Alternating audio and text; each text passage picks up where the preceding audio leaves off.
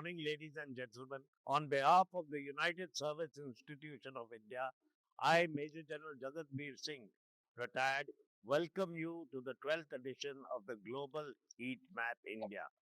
I will be discussing this episode in two manners. The first part I will cover will be the visit of the Honorable Raksha Mantri to Russia, which took place from the 8th to the 10th of December.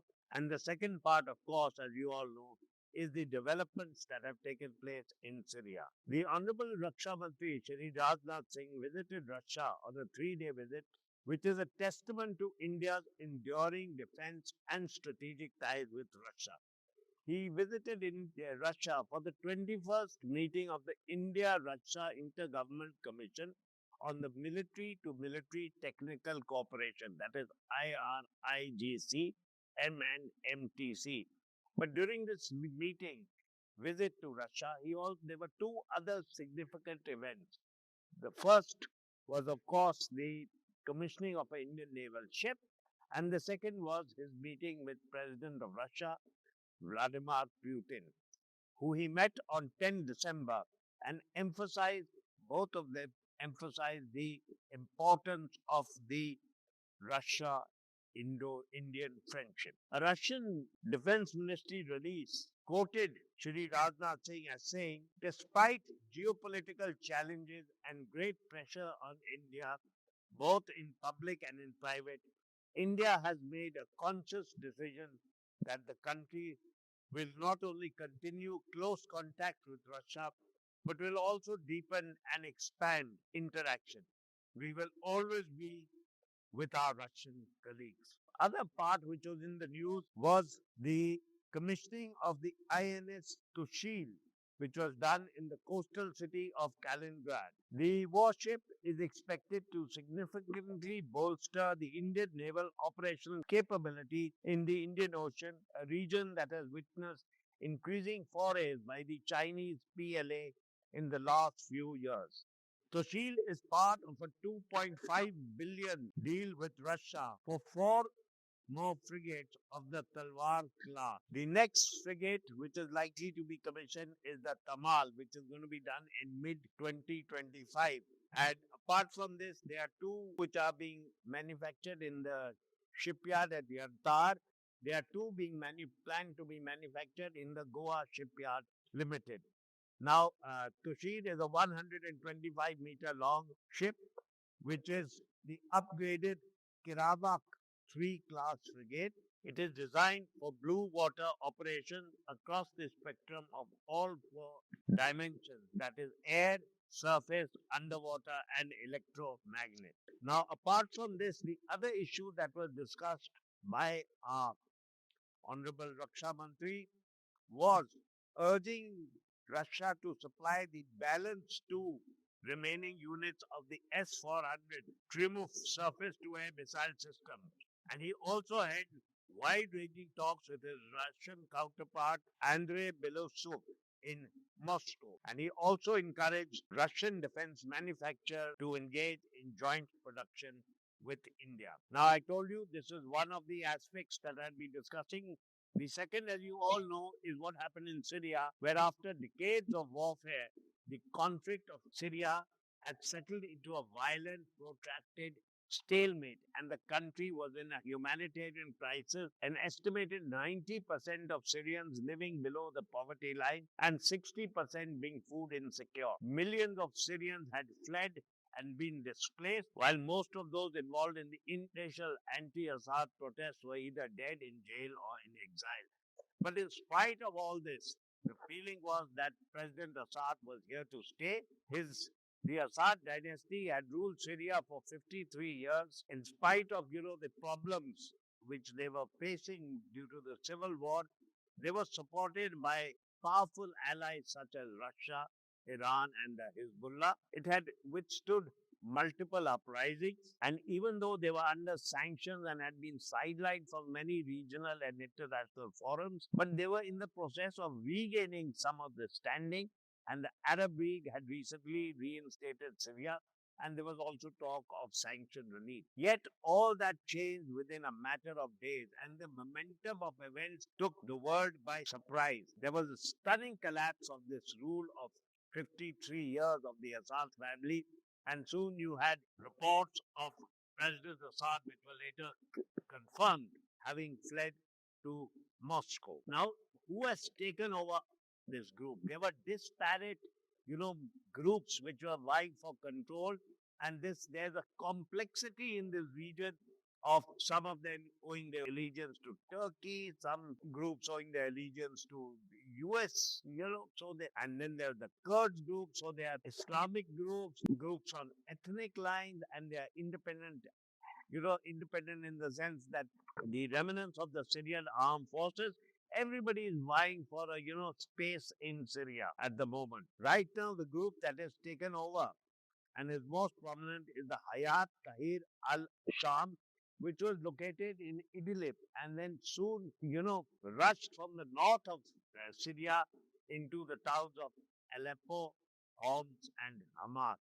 Whereas from the south, you had other independent groups coming into Damascus, and within no time, you saw a tectonic shift in the Middle East. As I said, just for a few weeks ago, the Biden administration was working with the UAE in talks about lifting sanctions against Syria in exchange for President Assad distancing himself from Iran and blocking Hezbollah arms shipments, of course. And this according to multiple sources which have been quoted by Reuters. So it's credible information as far as we are concerned.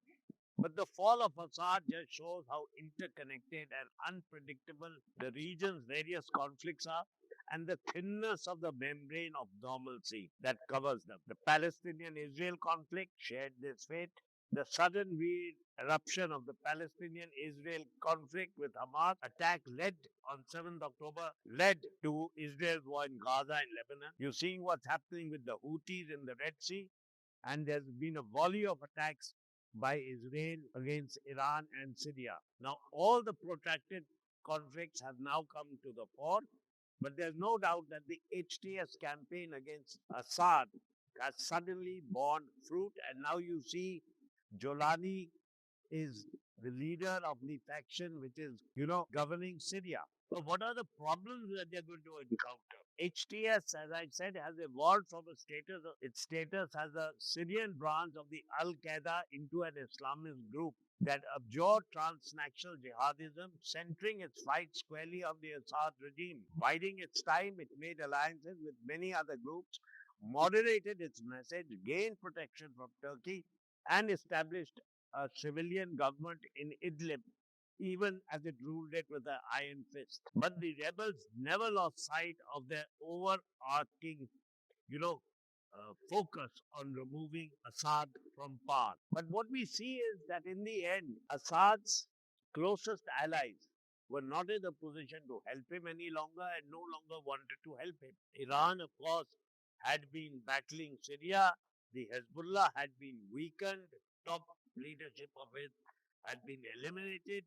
Russia was more concentrated on its, conflict in Ukraine. And the Russians, I think, also probably realized that when the Syrians are not willing to stand up for themselves, so why should they keep interfering in Syria and propping up an army that just melted? Even though Russia has considerable military assets in the form of a naval base, Tartars, ultimately the Russian help was not there. And as I said, in the end, hardly any Syrians proved willing to sacrifice any more for this regime. What is the future over here? There are already clashes between the Turkish-backed Syrian National Army armed groups in the north and the Kurdish-dominated Syrian Democratic Forces, which are, so to say, backed by US. While most Syrians are jubilant, including millions of exiles who are beginning, but how many of them are actually wanting to return to Syria is the major concern for the European government. This is what they wanted, but how many will actually come back is there. And the next issue is, how will these disparate groups live together? Now, Syria was a secular country. And is it going to become a hotbed of extremists? What is the internal battles that are going to, internal, fractures which will come to the fore? Because Sunnis were the majority but not ruling. Shias, particularly the Alawites, to which President Assad belonged, were a minority, were ruling. They are also Christians over there and they are also Druze over there. So how will all these get together? What is the effect going to be of the Lebanese?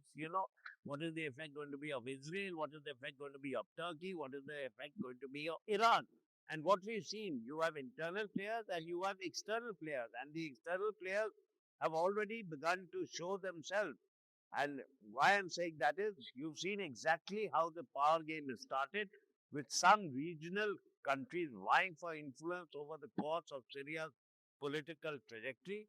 The fall of one of the world's longest dictatorship in modern times has come at a time when the entire region is in deep turmoil with Israel's war in Gaza, which is ongoing. And Israel is taking full advantage of this and has occupied certain area which they call a buffer zone, which was demarcated in 1974 in the Golan Heights. They've also captured Mount Hermon, which is the highest peak in Syria, and they've also attacked the Syrian naval assets in Latakia. So all this says that the situation is tenuous. Transition will not be easy.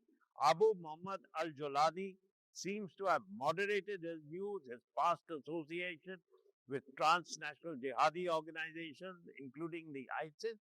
But is this actually going to be his true colors? Is he going to, was that just to say and will he act in a different manner? And could this change lead to another period of authoritarian rule dominated by radical Islamists? It will certainly not be easy in a divided country that has just evicted a dictatorship of long standing. Transition is never easy, and particularly so in a fractured political environment with a complex mosaic of powerful groups espousing diverse ideologies and interests. The deep involvement of external forces will be a strong factor in how things develop in post-revolution Syria. The overthrow of the Assad regime will reshape political regional politics, and several countries have a military presence, that is US, Russia, Iran, Israel and Turkey have a military presence in Syria. People are saying, and it's on the card, that the people who lost out most, Russia and Iran, and the country which has gained most is Turkey. And of course, the country which has also gained by occupying land is Israel. So, what is the future of this region? Will it, you saw the Arab Spring, you saw the governments of in Egypt, Hosni Mubarak, you saw the government in Tunisia, Ben Ali, you saw the government in Libya, Muammar Gaddafi, you saw Iraq, Saddam Hussein, all have collapsed. But has the change which was expected been better than what was imagined? Or is this change just a mirage, which is so common in the desert? That's what we need to see. The worst thing for us is if Syria today becomes another bed of extremism, fundamentalism, and this spreads to our parts of India also, that is to A&K. And this gives, leeway to terrorists all over the world. We hope that Syria is able to transition into a secular, stable, politically secure country. Thank you and Jai Hind.